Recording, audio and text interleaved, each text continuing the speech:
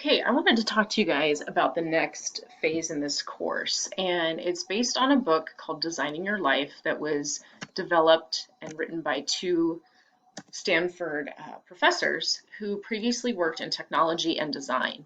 And they had been teaching for quite a few years. They had worked in those industries outside of teaching, and they decided to write this book based on the experiences they were having with their undergrad students on the students' approach to kind of planning their career, choosing a major.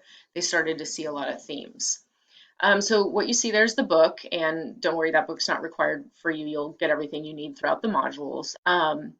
So let's define design thinking first, because that's kind of what this book is based on in terms of thinking about career planning, college planning, life planning from a design perspective.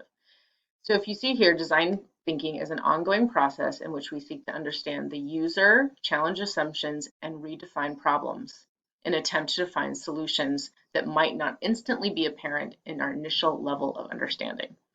So if you think about designers, right? Think about the products that you use, your iPhones, your computers, your other smartphones, your cars, those end products that you then go purchase, it's probably the, 10, 15th, 100th version of that product.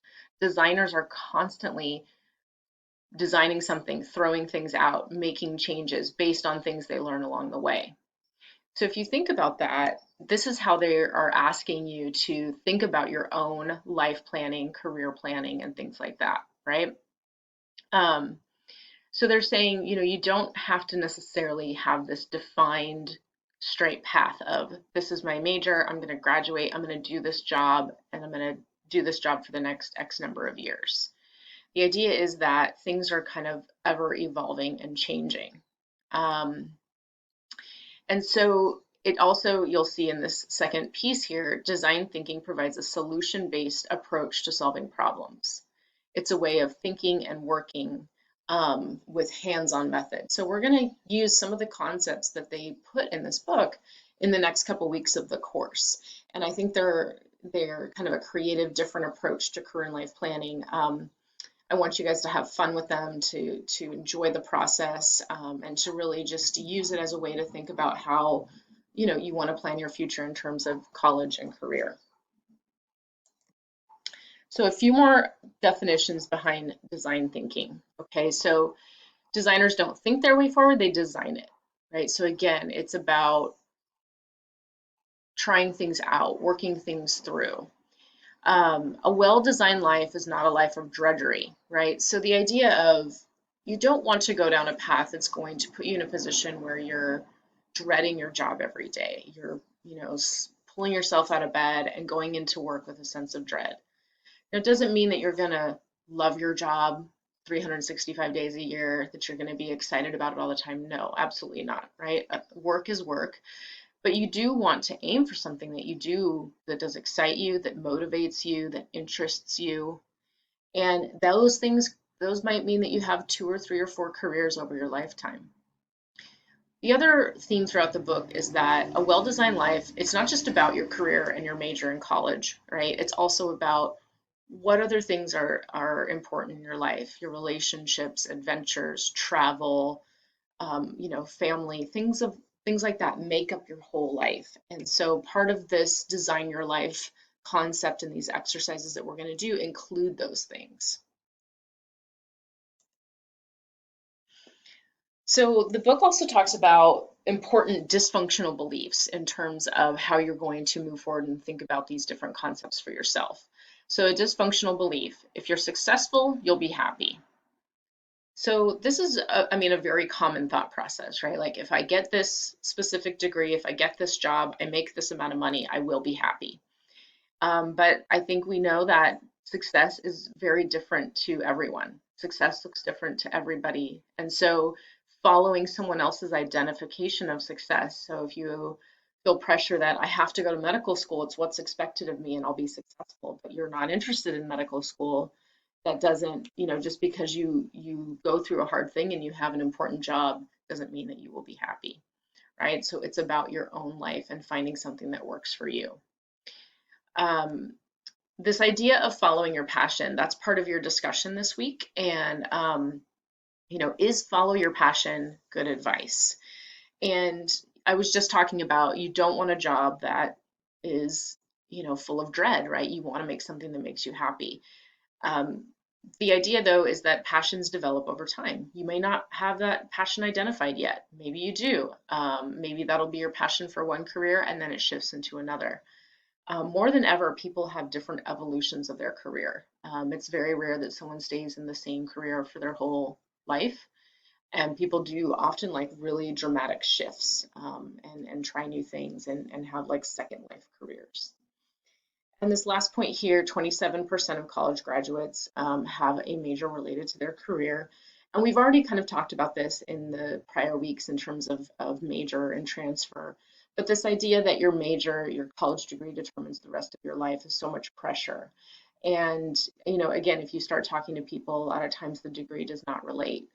And that's okay. The degree still offers you. So people say, oh, what a waste that you got a degree in X and you do this now. Absolutely not. You're getting so many transferable skills from getting a degree. Maybe you studied something you truly loved. You're creating relationships. You're having an experience. So I really don't like this idea that I wasted my time as a XYZ major because now I do this. Absolutely not. That process brought you to where you are now, and that was an important piece of the puzzle. The other concept to think about is this idea of what a wicked problem is. And I really like this term. It's actually kind of new to me. And it sounds negative, but I find it to be positive in the sense that, so what is a wicked problem? There's no definition definitive formula to a wicked problem. Meaning there's no, okay, if I solve for X, I'll get Y, right? And there's also no what they call stopping rule. There's no way you're going to know if the decision you made is a good one or final, or if it's going to work out right away. You can't immediately test it. So you'll see the examples here on the slide that kind of help bring what this concept is about is things like poverty, climate change, education. You can't put a solution in front of like, okay, let's solve the gap in education by offering this, and then know in a week, a year, or even a couple years if it's working, right? These things take time to work through, see if they work, collect data, etc.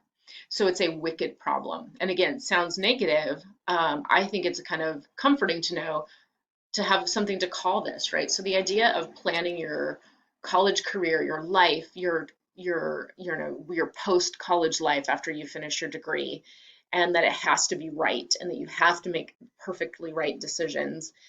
This is a wicked problem. You can't do that, right? This is your life. You're not going to know exactly if the decisions you're making are right for you long term, but it's about that design process and that evolution. So think of this concept as a wicked problem.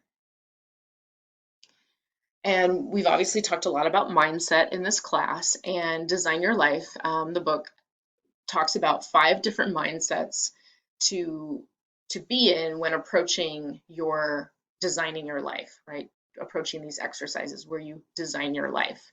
You want to be curious, try stuff, reframe problems. So things that might seem really negative, reframe them, see how they can become a potential positive.